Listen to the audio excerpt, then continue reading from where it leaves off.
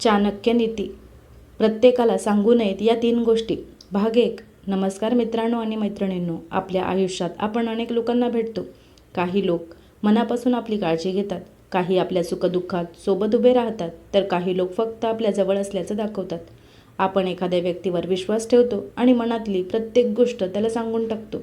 आपल्या भविष्यातील योजना, घरातील समस्या, आर्थिक परिस्थिती, आपली कमजोरी, आपली भीती, आपल्या मनातील दुःख आणि आपल्या आयुष्यात घडणाऱ्या अनेक वैयक्तिक गोष्टी आपण समोरच्या व्यक्तीला सांगतो. पण एक प्रश्न स्वतःला विचारा, ज्याला मी माझं गुपित सांगत आहे, तो माणूस आयुष्यभर माझ्यासोबत राहील याची मला खात्री आहे का? याच ठिकाणी चाणक्य नीतीचा एक महत्त्वाचा विचार आपल्याला सावध करतो. प्रत्येक गोष्ट प्रत्येकाला सांगायची नसते, कारण काही गोष्टी बोलून मन हलकं होतं, पण त्याच गोष्टी चुकीच्या व्यक्तींपर्यंत पोहोचल्या तर त्या आपल्या आयुष्यात अडचणी निर्माण करू शकतात. आजच्या या भागात आपण अशाच 3 गोष्टींबद्दल जाणून घेणार आहोत, ज्या शक्यतो विचारपूर्वक आणि योग्य व्यक्तींसमोरच बोलाव्यात. पहिली गोष्ट म्हणजे तुमच्या भविष्यातील योजना. समजा तुम्ही एखादं नवीन काम सुरू करण्याचा विचार करत आहात. तुम्ही एखादा छोटा व्यवसाय सुरू करणार आहात, नवीन नोकरी शोधत आहात, एखाद्या परीक्षेची तयारी करत आहात किंवा स्वतःच्या आयुष्यात एखादा मोठा बदल करण्याचा निर्णय घेतला आहे. आपल्याला उत्साह येतो आणि आपण जवळच्या लोकांना लगेच सांगतो, मी आता हे करणार आहे, माझी अशी योजना आहे, काही दिवसांनी माझं आयुष्य बदलणार आहे. हे बोलण्यात काही चुकीचे नाही, पण प्रश्न असा आहे की ही गोष्ट कोणाला सांगायची? कारण योजना आणि यश यामध्ये मोठा फरक असतो. योजना आपल्या मनात असते, तर यश आपल्या कृतीतून दिसते. म्हणून प्रत्येकाला आपली योजना सांगण्यापेक्षा आधी ती पूर्ण करण्यावर लक्ष देणं अधिक शहाणपणाचे ठरते. कधीकधी आपण एखादी गोष्ट सांगतो आणि समोरची व्यक्ती आपल्याला निरुत्साहित करते, हे तुझ्याकडून होणार नाही, तू आधीही प्रयत्न केला होतास ना, यात काही फायदा नाही, लोक आधीच हे करत आहेत, तुझ्याकडे अनुभव नाही.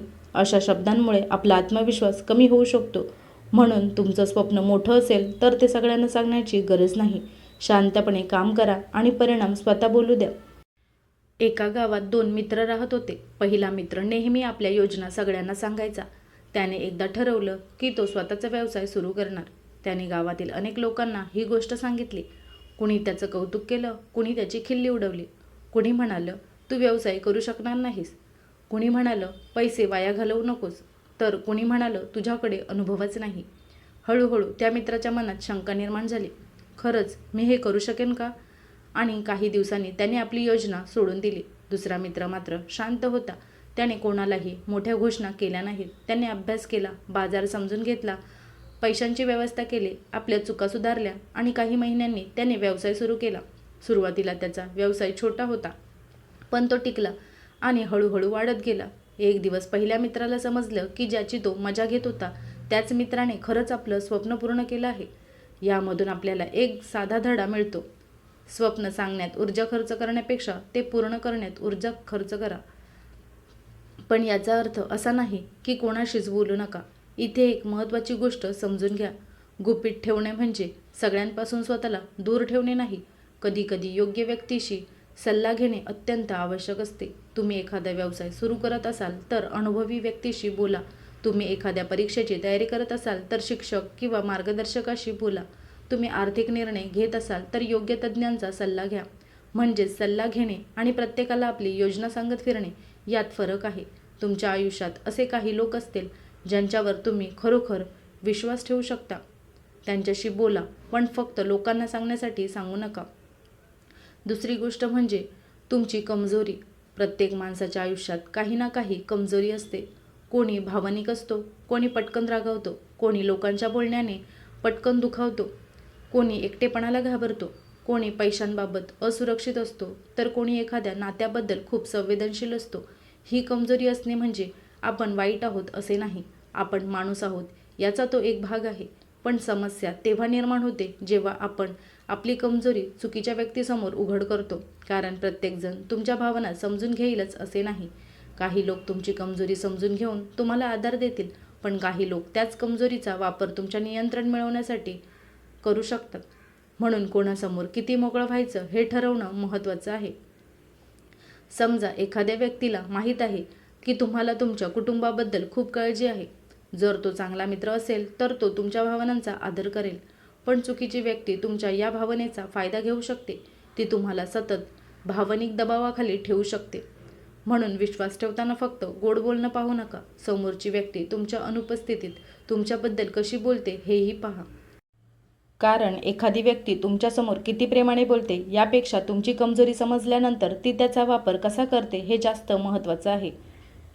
तुम्ही कधी असा अनुभव घेतला आहे का? तुम्ही एखाद्याला मनातील गोष्ट सांगितली आणि दुसऱ्या दिवशी तीच गोष्ट दुसऱ्या व्यक्तीला कळली. मग तुम्हाला आश्चर्य वाटलं, ही गोष्ट बाहेर गेली कशी? अशा अनुभवातून माणूस एक गोष्ट शिकतो, विश्वास ठेवायला वेळ लागतो, पण विश्वास तुटायला एक क्षण पुरेसा असतो. म्हणून प्रत्येकाशी चांगलं वागा, पण प्रत्येकावर आंधळा विश्वास ठेवू नका. एखादी व्यक्ती तुमच्याशी प्रेमाने बोलते म्हणून ती तुमच्या प्रत्येक गुपिताची राखण करेलच असे नाही. त्यामुळे मन मोकळं करताना व्यक्तीची निवड करा. तिसरी गोष्ट म्हणजे घरातील वैयक्तिक समस्या. घरात प्रत्येकाच्या आयुष्यात काही ना काही समस्या असतात. कधी नवरा बायकोमध्ये मतभेद होतात, कधी भावंडांमध्ये गैरसमज होतात, कधी पैशांवरून वाद होतात, तर कधी नातेवाईकांमध्ये तणाव निर्माण होतो. पण प्रत्येक घराची समस्या बाहेर सांगत राहणे योग्य नाही. कारण बाहेरच्या व्यक्तीला तुमच्या घराची पूर्ण परिस्थिती माहीत नसते. तिला फक्त तुमच्याकडून ऐकलेली एक बाजू माहीत असते.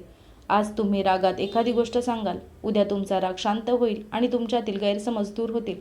पण तुम्ही ज्या लोकांना ती गोष्ट सांगितली आहे त्यांच्या मनात तुमच्या नात्याबद्दल तयार झालेली प्रतिमा लगेच बदलणार नाही. म्हणून घरातील प्रत्येक गोष्ट बाहेर सांगण्याआधी दोनदा विचार करा. याचा अर्थ अन्याय सहन करायचा असा अजिबात नाही. हा मुद्दा खूप महत्त्वाचा आहे. गुपित ठेवणे आणि गंभीर समस्या लपवणे या दोन वेगळ्या गोष्टी आहेत.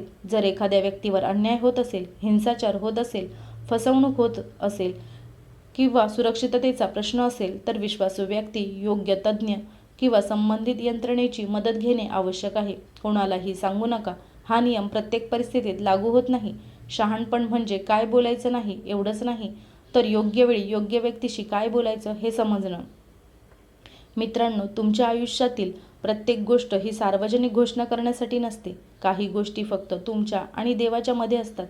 काही गोष्टी तुमच्या कुटुंबापुरत्या असतात.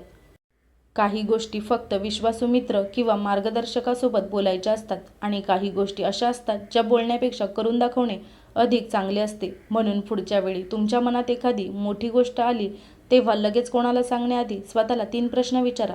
ही गोष्ट सांगणे खरंच आवश्यक आहे का? मी ज्या व्यक्तीला सांगत आहे तिच्यावर माझा पूर्ण विश्वास आहे का? आणि ही गोष्ट उद्या माझ्या विरुद्ध वापरली गेली तर मला त्याचा पश्चाताप होईल का? जर या 3 प्रश्नांची उत्तरं विचारपूर्वक दिली तर अनेक अडचणी टाळता येतील. आणि शेवटी एक गोष्ट नेहमी लक्षात ठेवा, तुमच्या आयुष्याची किंमत इतरांना सगळं सांगण्यात नाही, तर योग्य गोष्टी योग्य वेळी योग्य व्यक्तीशी शेअर करण्यात आहे.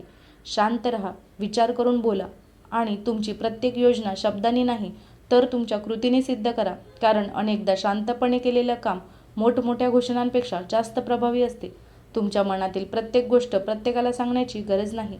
काही गोष्टी जपून ठेवण्यातच तुमचं शहाणपण आहे. शब्द बाहेर पडण्याआधी विचार करा, कारण गेलेला वेळ आणि बोललेले शब्द परत आणता येत नाहीत. हीच आजच्या भागाची खरी शिकवण आहे.